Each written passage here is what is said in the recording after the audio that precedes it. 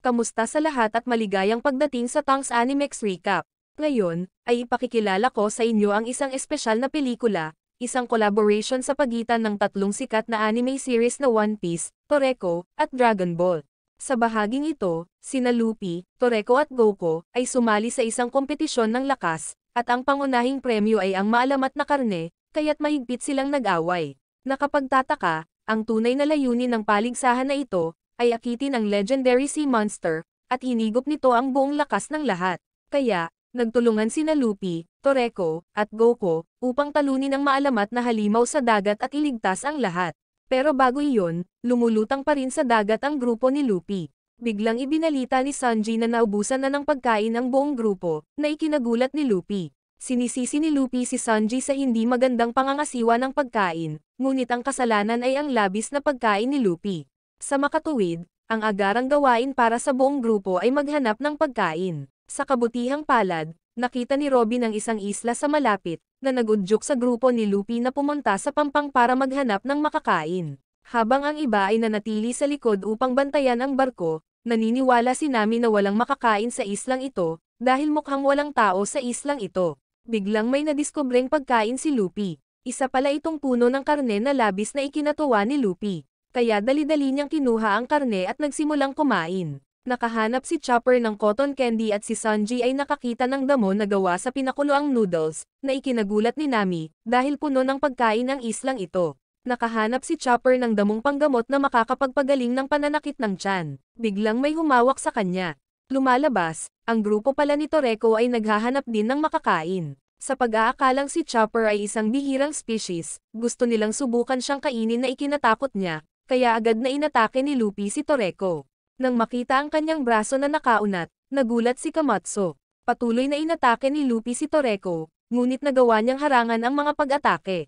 Sa puntong ito, sinabi ni Luffy na bitawan mo ang aking kaibigan. Gayunpaman, nang matuklasan ni Toreko na nakakapagsalita si Chopper, agad siyang nabigla, dahil hindi pa siya nakakita ng isang nilalang na tulad nito noon. Biglang may lumitaw na grupo ng mga halimaw at pinalibutan sila. Ipinaliwanag ni Toreko na nakapasok sila sa teritoryo ng barbecue pig, isang napakabangis na hayop.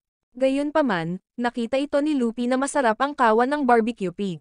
Binanggit ni Kamatsu na ang antas ng kahirapan sa paghuli ng barbecue pigs ay level 1, na nagpapagulat kay Nami. Ang antas na ito ay itinakda ng internasyonal na organisasyong gourmet na I Go for Prey.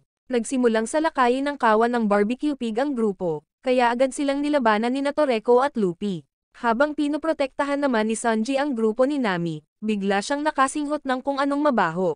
Nagagalit na pala ang kawan ng barbecue pig. Sabi ni Toreko, kung sila ay magalit ay magliyabang kanilang mga katawan, kaya't kailangan nila itong harapin kaagad.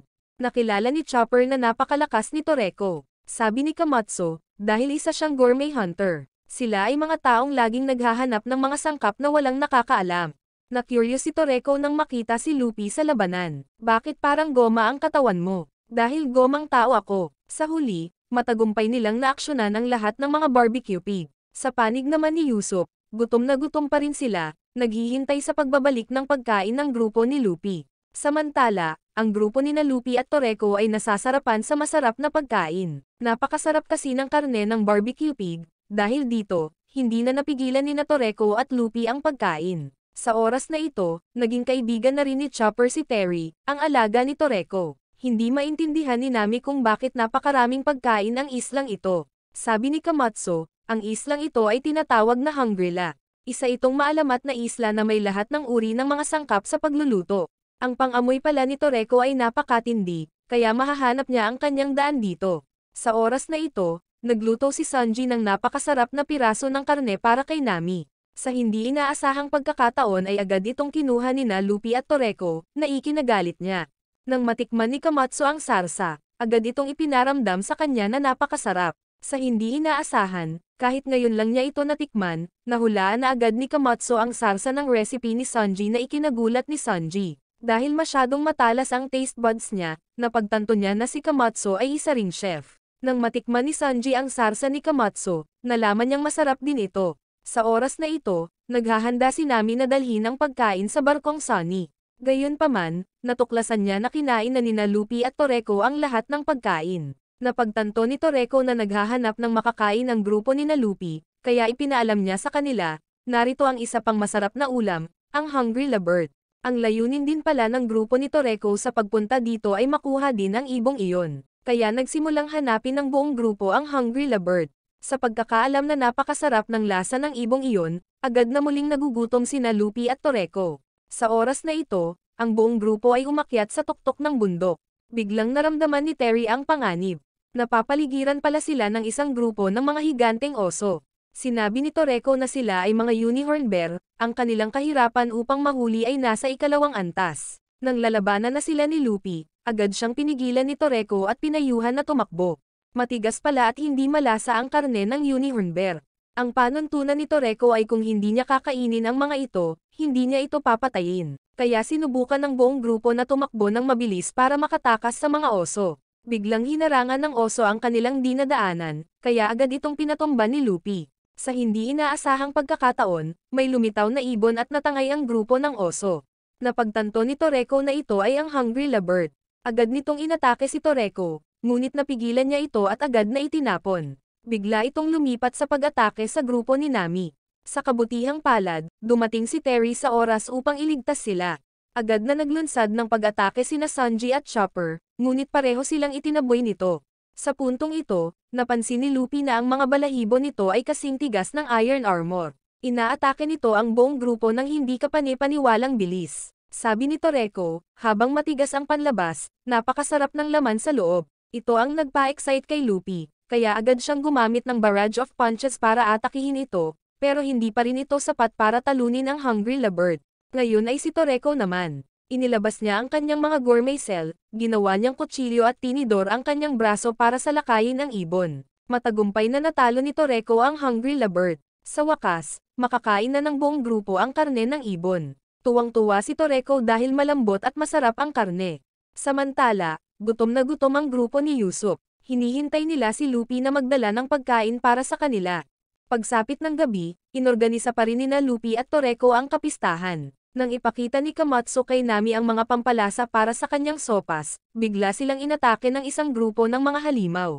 Sa puntong ito, nakain na nina Toreko at Luffy ang nilalaman ng kanilang puso. Biglang nalaman ni Terry na nawawala sina Nami at Kamatsu. Napagtanto ni Toreko na ang kidnapper ay isang species ng marsupial bear, na tinatawag na kokoala. Dinadala pala nila sina Nami at Kamatsu sa kanilang pugad para maghanda ng pagkain, kaya agad silang hinabol nina Toreko at Luffy. Ipinaalam din niya kay Luffy, ang pugad ng kokoala bilang isang uri ng masarap na prutas na tinatawag na Amitano fruit. Kinokolekta nito ang mga lasa ng daan-daang iba't ibang prutas. Sa sandaling ito, nakita na nila ang pugad ng mga nilalang na ito, na labis na ikinatuwa ni Toreko. Sa panig ni Usopp, naghihintay pa rin sila ng pagkain. Samantala, tumatakbo pa rin ang grupo ni Luffy patungo sa pugad ng kokoala. Biglang bumuhos ang mga hot water geyser. Napagtanto ni Chopper na ito ay tsokolate, kaya labis na nasasabik si Luffy. Sa hindi inaasahang pagkakataon, bumuhos ang isang malaking agos ng tubig, dahilan para itapon ang buong grupo sa isang ilog. Napagtanto ni Toreko na hindi ito tubig, ngunit ito ay isang whipped cream. Sa puntong ito, nakarating na sila sa kagubatan malapit sa pugad ng kokoala. Nakaramdam kaagad ng panganib si Terry. Nakilala ni Toreko na ang leon na ito ay isang Castlio level 4. Ang main nito ay gawa sa sponge cake at napakasarap. Nang salakayin ito ni Luffy, gumamit ito ng shockwave para mapatumbos siya pabalik. Parang speaker pala ang main ng Castlio, kaya mabilis na tumakbo si Sanji para akitin ang atensyon nito, pinayagan si Toreko na atakihin ang Castlio sa gilid. Kaya agad niyang ginamit ang nail punch technique, na lumilikha ng tatlong suntok na nagpapalipad sa Castlio. Biglang lumitaw ang isang mas malaking grupo ng mga leon. Maliit lang pala ang unang Castlio na nakaharap nila. Nang sasalakayin na sila, buti na lang at dumating si Sunny para tulungan si Toreko. Dumating din sina Coco at Ren para tulungan siya. Kaibigan pala silang lahat ni Toreko. Dahil alam nilang nasa islang ito si Toreko, naghahanap ng Hungry Labird, kaya pumunta sila dito para tulungan siya. Nang malaman nila na gustong iligtas ng grupo ni Luffy ang kanilang kaibigan, kaya nagpa siya sina Sunny at Coco na hadlangan ang grupo ng leon, na nagpapahintulot sa grupo ni Luffy at Toreko na iligtas sina Nami at Kamatsu. Sa hindi inaasahan, ang layunin ni Toreko ay mamitas lamang ng prutas ng Amitano. Sa puntong ito, Kakaiba ang naramdaman ni Toreko, dahil nakalusot ang Kokoala sa grupo ng Leon para makuha sina Nami at Komatsu. Kaya't inaakala niya na sa kanila, mayroong isang napakalakas. Sa panig ni Nami at Komatsu sa sandaling ito, dinala sila ng Kokoala sa ilalim ng puno ng prutas ng Amitano, na nagpa-excite kay Komatsu, gustong matikman ang lasa nito habang si Nami ay nasa estado ng takot. Biglang may nakasalubong silang higanteng koala kaya napasigaw si Nami. Nang marinig ang sigaw ni Nami, mabilis na tumakbo si Sanji. Sa sandaling ito, nakita nila sina Nami at Komatsu na hinuhuli ng isang higanteng koala. Agad na nakilala ni Toreko na ang level 5 na koala, bilang pinuno, ay nag-evolve mula sa kokoala, kaya naiintindihan niya kung bakit maaaring dumaan ang pangkat ng koala sa grupo ng leon. Kaya naman, agad na inutusan ng koala ang grupong kokoala na umatake. Sa hindi inaasahang pagkakataon, hindi sila matamaan ni Sanji dahil sa labanan ay nalampasan na nila ang level 3.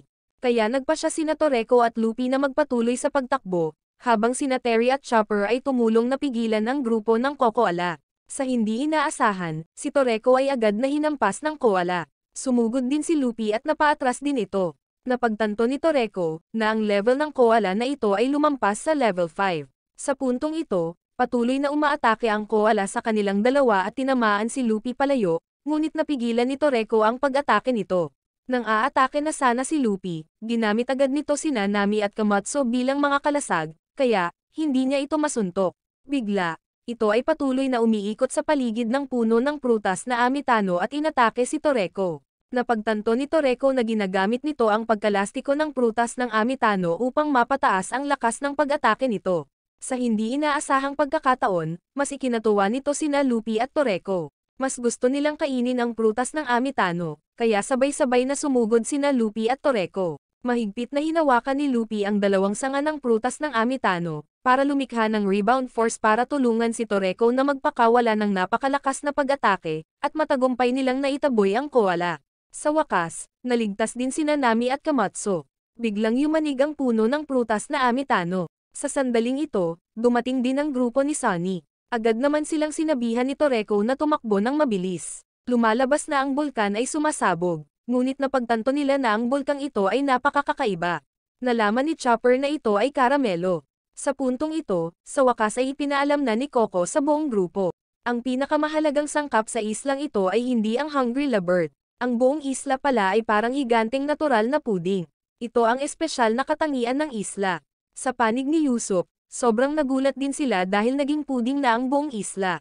Sa puntong ito, agad na sinubukan ni Toreko at Luffy ang prutas na Amitano. Sa hindi inaasahan, ang sarap talaga ng lasa nito.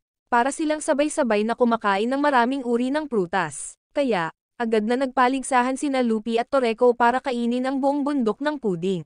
Sa sandaling ito, napagtanto ni Nami na malinis na nilang nakain ang buong isla.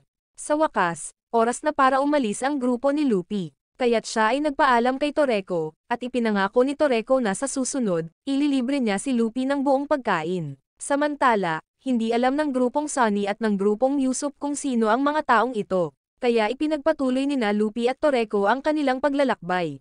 Maya-maya, sina Toreko at Komatsu ay paanod-anod sa pangingisda sa dagat. Naghihintay pala silang makahuli ng spring shark. Bigla, naramdaman ito ni Toreko at sinabing, narito na.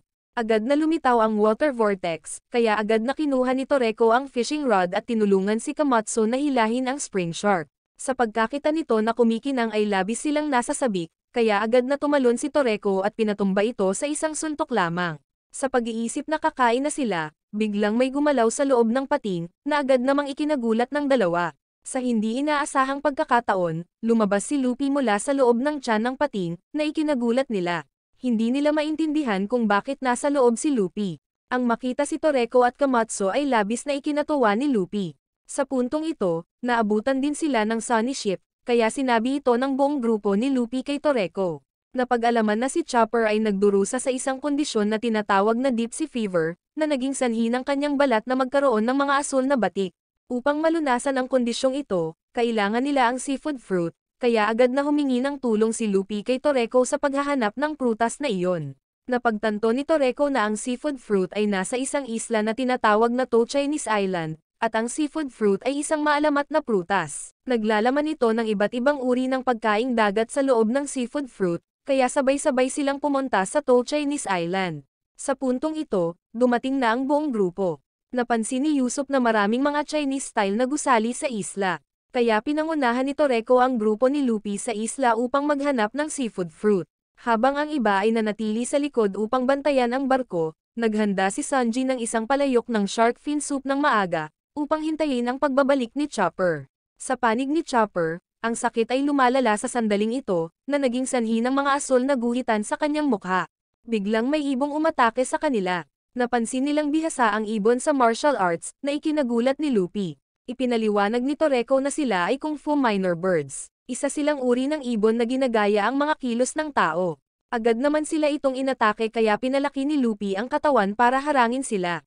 Sa puntong ito, sinabihan ni Luffy si Zoro na wag silang patayin, dahil ang hindi pagkain sa kanila ay panuntunan ni Toreko na hindi sila patayin. Kaya agad na ginamit ni Zoro ang kanyang mga kamay para labanan sila. Tinulungan din ni Robin ang lahat na makuha sila. Ginamit ni Luffy ang Gear 3 para talunin ang mga ibon. Nakapagtataka, nang matalo na sila ay agad nilang tinanggap si Luffy bilang kanilang Panginoon. Naramdaman ni Nami na para silang kung fu sikaw sa Alabasta. Kaya dinala nila ang grupo ni Luffy sa kanilang tahanan. Sa hindi inaasahan, ang mga ibon dito ay ginagaya ang mga tao sa paggawa ng mga bahay, at natuklasan ni Komatsu na marunong din silang manghuli ng pagkaing dagat. Gayunpaman, hindi nila alam kung nasaan ang seafood fruit. Sa panig ni Robin, ginalugad niya ang archaeological site. Biglang, natuklasan niya ang isang kakaibang mapa. Sa oras na ito, lumalala ang sakit ni Chopper, na nagiging sanhi ng pagkaasol ng kanyang balat. Napagtanto ni Toreko na naubusan na sila ng oras. Habang si Luffy at ang iba ay nanananghalian, sabi ni Toreko, kailangan na nating mahanap ang seafood fruit sa lalong madaling panahon, dahil kung magiging asol ang katawan ni Chopper, mamamatay ito. Kaya napilitan silang hanapin ang seafood fruit ngayon. Desidido si Luffy na hanapin ang seafood fruit para kay Chopper. Sa puntong ito, bumalik si Robin at sinabi sa kanila, ang seafood fruit ay maaaring nasa tuktok ng bundok. Kaya't ang buong grupo ay sumusunod sa ilog at nakarating sa isang fortress. Lumalabas, ang fortress na ito ay matatagpuan sa tuktok ng isla. Napagtanto ni Luffy na mayroong isang bagay na napakalakas sa loob. Biglang lumitaw ang isang maskuladong panda bear. Kinilala ni Toreko na ito ay ex-panda, kaya nagpa siya si Zoro na manatili sa likod upang harangan ang panda bear, na nagpapahintulot sa grupo ni Luffy na magpatuloy sa pagpasok sa loob. Sa puntong ito, nakapasok na sa fortress ang grupo ni Luffy. Sa wakas, nakita nila ang seafood fruit. Nang mamitas na si Luffy ng bunga ng seafood, bigla, si Robin ay hinila ng isang bagay. Agad nitong inatake sina Luffy at Toreko, at kinaladkad si Robin sa dagat, dahilan upang siya ay mawalan ng malay. Napagtanto ni Toreko na ito ay isang punong halimaw na tinatawag na mangrove. Mga nilalang silang nagbabantay sa seafood fruit, kaya agad silang inatake ni Luffy. Ginagamit din ni Toreko ang kanyang knife technique sa pag-atake. Sa hindi inaasahang pagkakataon, ang mangrove ay agad na muling nabubuhay. Napagtanto ni Toreko na dahil sa mga sustansya mula sa dagat, nakatulong ito sa pag-evolve ng mangrove. Kaya gumagamit ito ng tubig dagat para salakayin si Luffy, napagod siya at agad na nilamon si Luffy. Napatumba din si Toreko nito. Napagtanto ni Chopper na lahat ay nasaktan dahil sa kanya, na sinisisi niya ang kanyang sarili. Pero sabi ni Toreko, tiyak na tutulungan ka naming makuha ang seafood fruit, at patuloy tayong kakain ng magkasama. Kaya agad na iniligtas ni Toreko si Luffy. Nagising din si Robin, kaya iniligtas siya ni Luffy. Sa puntong ito, nagpa siya silang dalawa na harapin ang mangrove na ito ng sama-sama. Kaya, nakipagtulungan si Luffy kay Toreko, na lumilikha ng pagkalastiko upang bigyang daan siyang matamaan ang ugat ng mangrove. Sa huli, matagumpay nilang natalo ang halimaw at nakuha ang seafood fruit, kaya agad na kinain ni Chopper ang seafood fruit. Sa hindi inaasahang pagkakataon, masarap ang lasa nito at nakatulong sa pagpapagaling ng sakit ni Chopper. Sa panig ni Zoro, inalagaan din niya ang panda bear. Nang gabing iyon, sabay-sabay na kumain ang lahat ng seafood fruit. Sa panig ni Sanji, napansin din niyang gumaling na si Chopper, kaya nagpa siya silang kumain ng shark soup ng sabay. Sa oras na ito, punong-puno na sina Luffy at Toreko. Bigla, napansin ni Komatsu na namula ang katawan ni Chopper, kaya agad itong nahimatay. Hindi pa pala ganap na gumaling si Chopper sa sakit. Biglang lumipad ang barkong Sunny sa gitna ng isla. Dinala pala dito ni Frankie ang mga kaibigan ni Toreko. Agad na napagtanto ni Toreko na sila ni Sunny, Coco, at Ren. Tuwang-tuwa si Sunny sa sandaling ito, dahil ang kanyang pangalan ay katulad ng pangalan ng barko ni Luffy. Biglang napagtanto ni Sunny, ang sakit ni Chopper ay talagang deep sea fever. Sa una, ang pasyente ay makaramdam ng lamig at ang balat ay nagiging aswol, ngunit sa huling yugto ay makaramdam sila ng init at ang balat ay nagiging pula. Kung magpapatuloy ng ganito si Chopper, sa umaga kapag sumikat ang araw, mamamatay siya. Kaya, bukod sa pagpapakain sa kanya ng seafood fruit, kailangan niyang kumain ng 3 pang simbolikong sangkap na kumakatawan sa 4 seasons: Spring, Summer, Autumn at Winter. Ngunit ang pinakamahirap na sangkap na hanapin ay spring mangoes. Napagtanto ni Toreko ang lasa nito ay parang puding. Nagtaka agad si Nami, paano nila mahahanap agad ang mga sangkap para sa 4 seasons. Kaya, sabi ni Coco sa lahat, sa islang ito, may isa pang sikreto. Lumalabas na ang islang ito ay nasa ilalim ng selyo. Kaya sinabi ni Coco kay Toreko na basagin ang selyo ng isla. Sa sandaling sinuntok niya ang bato ng selyo, biglang lumitaw ang isang napakalaking tore na hugis kabute, na ikinagulat ng lahat. Sinabi ni Coco na sa loob ng tore ay nahahati sa 4 na silid, katumbas ng 4 seasons: Spring, Summer, Autumn at Winter. Ikinamangha nito ni Brook, hindi niya maintindihan kung bakit ganoon na lamang ang kaalaman ng grupo ni Toreko sa mga lutuin. Kilala pala sila bilang 4 Heavenly Kings sa Gastronomy World, at ang isa pang nagngangalang Zebra ay nasa bilangguan. Kaya't agad na dinurog ni Luffy ang dingding ng tore para makapasok ang lahat sa loob. Sa oras na ito, ang grupo ay pumasok sa unang palapag, na pinangalan ng Summer, na nagpainit sa pakiramdam ni Luffy. Biglang may lumitaw na tigre. Napagtanto ni Toreko na ito ay Banji Tigre. Ang katawan nito ay gawa sa chili sauce, at iyon ang unang sangkap. Kaya gumamit ng lason si Coco para salakayin ang tigre. Gayunpaman, umiwas ito at inatake sila pabalik. Naunawaan ng lahat na kailangan nilang maghiwalay. Kaya nagpa siya ang grupo ni Brook at ni Coco na manatili upang mahuli ang tigre, habang ang grupo ni Luffy ay patuloy na umabante sa palapag ng Taglagas. Kaya nagpa siya sina Sanji at Sunny na manatili sa palapag na ito, ngunit patuloy din silang nag-aaway.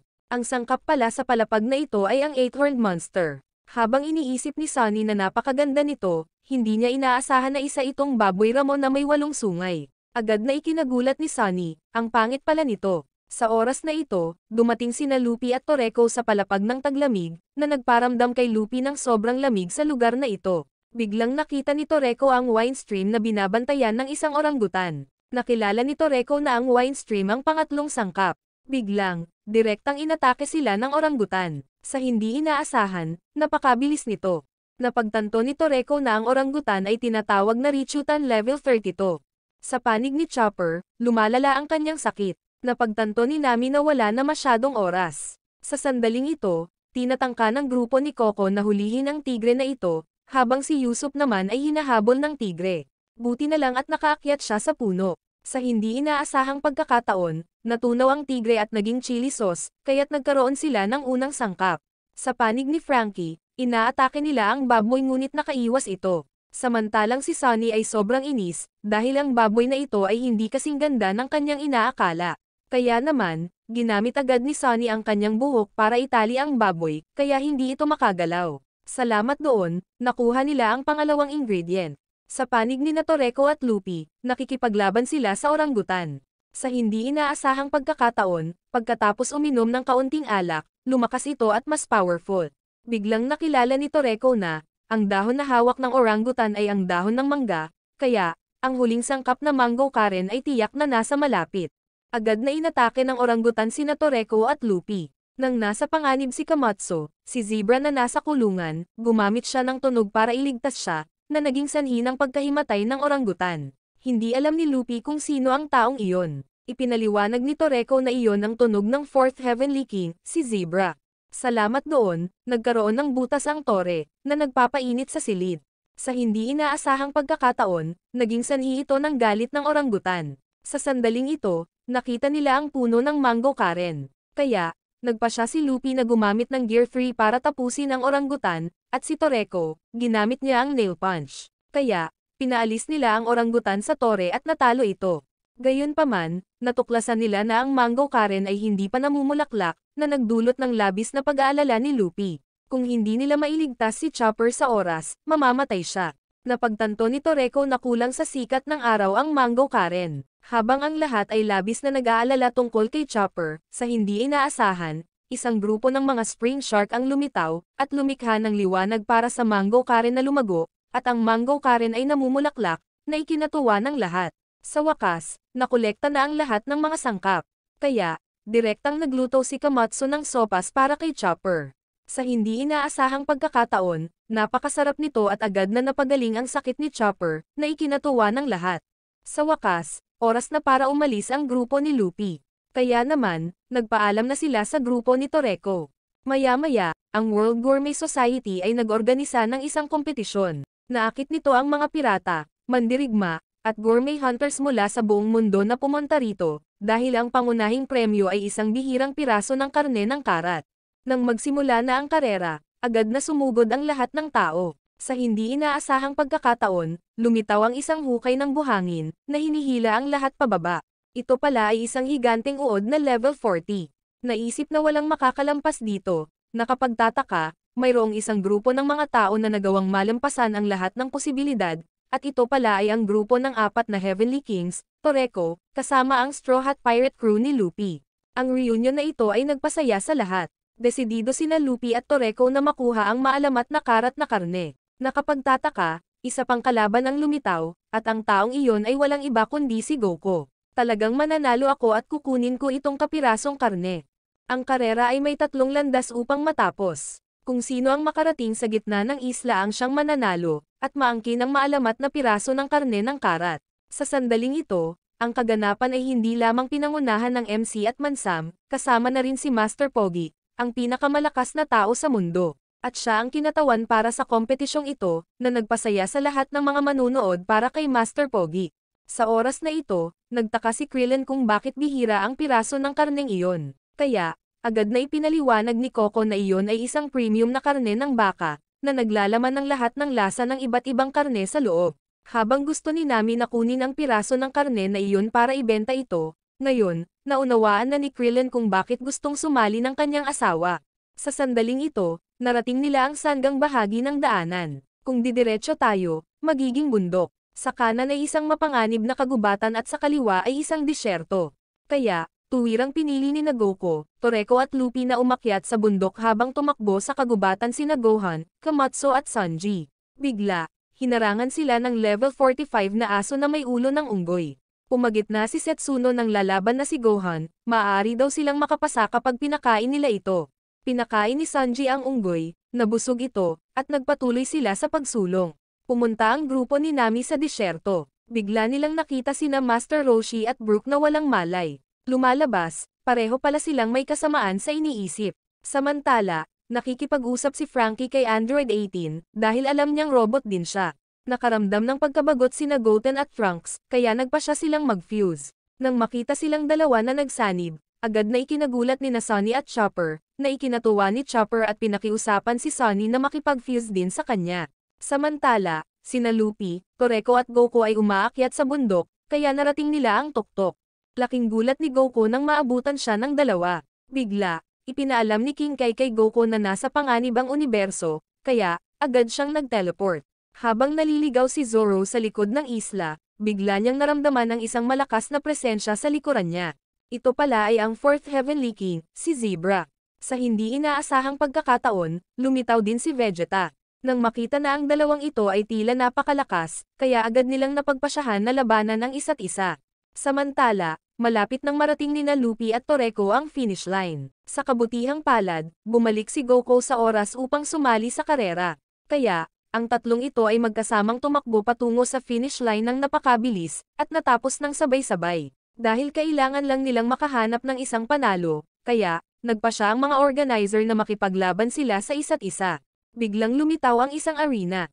Nagkataon, nahulog si Master Pogi sa arena, kaya, lalaban din siya kay Luffy, Toreko, at Goku. Sa pagkakataong ito, tuwang-tuwa silang tatlo, dahil napagtanto nilang napakalakas ng kanilang kalaban. Sa sandaling magsimula ang laban, inatake ni Goku si Luffy, ngunit naunat ang ulo ni Luffy, at agad na inatake si Goku. Gumamit din si Toreko ng 10 nail punch upang salakayin si Goku, na naging dahilan upang mapaatras si Goku ng 10 beses. Alam ni Goku na sila ay napakabigat.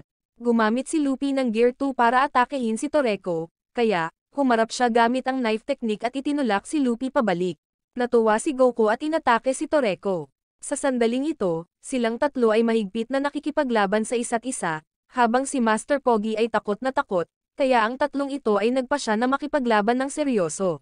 Inilabas ni Toreko ang kanyang mga gourmet cell, ginamit ni Luffy ang Gear 3, at si Goku ay naging Super Saiyan, kaya, lahat sila ay sama-samang nagpakawala ng isang tiyak na atake. Nagkataon namang nasa gitna si Master Pogi na nagdulot ng pagkabigla sa buong isla. Sa hindi inaasahan, ang resulta ay si Toreko, Luffy, at Goku ay natanggal lahat. Si Master Pogi na lang ang natitira sa arena, kaya, siya ang naging panalo, na ikinalito ng tatlo. Sa wakas, nagpasya si Master Pogi na ibahagi ang karne ng karat sa lahat. Napagtanto ni Goku na parehong napakalakas ni Luffy at Toreko, ngunit hindi nila alam na mayroong isang napakadelikadong nilalang sa ilalim ng dagat. Sa oras na ito, ang lahat ay nag-oorganisa ng isang kapistahan ng sama-sama. Nang makita ang carrot meat dish na inihanda ng napakasarap, na ikinatuwa nilang tatlo. Kaya agad nilang natutunan kay Toreko ang ritual ng pasasalamat bago kumain. Habang si Toreko, Luffy at Goku ay masigasig na kumakain, ang mga tao ay nagsimulang makilala ang isa't isa, na labis na nagpapasaya sa lahat dahil sila ay kumakain ng sama-sama. Habang sina Luffy at Goku ay nakatutok lamang sa pagkain ng karne, biglang nagtaka sina Robin, Coco at Piccolo kung bakit inorganisa ni Mansam ang kompetisyong ito. Dahil napagtanto nila na ang organisasyon ng Aigo ay gustong magtipon ng mga makapangyarihang individual dito. Kaya, nagpasya siyang sabihin sa kanila na ang layunin ng Aigo ay makuha si Akami, isang maalamat na nilalang na matakaw sa ilalim ng karagatan. Biglang lumitaw si Akami, na ikinagulat ng lahat. Agad itong nakilala ni Toreko bilang si Akami, isang maalamat na nilalang na may palayaw na deep sea glutton, ngunit pakiramdam ni Usopp at Master Pogi na ito ay tila hangal at hindi nakakapinsala. Gayunpaman, agad itong nahuli kasama si Gohan, kaya agad na naabsorb ni Akami ang kapangyarihan ng tatlo at nag-evolve. Agad na umatake sina Luffy, Toreko, at Goku, ngunit nakatakas ito. Sa puntong ito, nalason si Gohan. Sinabi ni Setsuno na kailangan nilang makuha si Akami sa loob ng 30 minuto, at ang pagkain ng karne nito ay ang tanging paraan upang gamutin ang lason. Kaya't nagpa siya ang buong grupo na hulihin si Akami ng sama-sama. Habang hinahanap ni Sunny at Sanji si Akami, nagsimula silang magtalo. Biglang sumulpot si Akami at inatake sila, kaya agad na tumalon si Sanji para atakihin ito. Sa puntong ito, dumating si Piccolo upang tumulong, kaya't ang tatlo ay nagtutulungan at patuloy na umaatake kay Akami. Akala nila natalo na nila ito. Sa hindi inaasahang pagkakataon, nahuli agad nito sina Sunny, Sanji, at Piccolo. Ito ay sumisipsip ng lahat ng kanilang lakas, kaya patuloy na nagbabago si Akami. Habang hinahanap ng grupo ni Brook at Coco si Akami, tinambangan sila ni Akami, kaya agad na tinulungan ni Coco si Brook. Sa hindi inaasahan, pareho rin silang nahuli at naabsorb. Agad na nagsama sina Goten at Trunks at naging Super Saiyan. Biglang sumulpot si Franky. Dahil nasa loob siya ng robot, hindi maabsorb ni Akami si Franky. Nang malapit na itong tapusin ni Franky, tumalon siya. Kaagad, hinigop siya ni Akami. Sa puntong ito, si Gotenks ay nagiging 10 multo at inaatake si Akami. Sa hindi inaasahang pagkakataon, wala itong epekto at agad itong sinipsip si Gotenks. Hanggang sa natagpuan ni Toreko si Akami, ito ay lumago ng malaki. Agad naman itong umatake sa kanya. Sa puntong ito, lumitaw si Luffy upang tulungan si Toreko, at dumating si Goku, na ikinagulat niya dahil napakalaki na ng halimaw na ito. Sabi ni Toreko, kahit na lumaki ito ng 100 beses na mas malakas, ang karne nito ay 100 beses na mas masarap. Kaya, nagpasya silang tatlo na talunin ito at kainin ang karne nito.